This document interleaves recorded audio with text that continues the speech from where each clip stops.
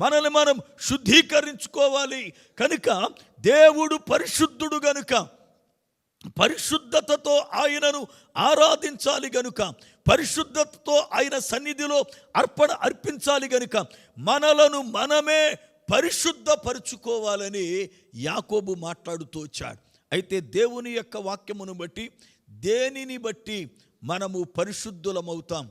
ఎవరు మనల్ని పరిశుద్ధపరచగలిగిన వారు? ఈ రోజున లోకములో ఎంతోమంది పరిశుద్ధులుగా మారాలని, వాళ్ళ పాపము పోయి పరిశుద్ధతలోకి రావాలని ఎన్నెన్నో పులార కార్యాలు చేస్తున్నారు. కానీ వారి పాపం పోవటంలా, వారు చేసేటువంటి కార్యాలను బట్టి వారి దోషం పోలేదు.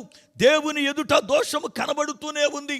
అయితే ఒక మనుషుని యొక్క పాపం పోవాలి అనంటే పరిశుద్ధాత్మ దేవుని చేత కడగబడిన వారమై ఉండాలి. దేవునికి స్తోత్రం.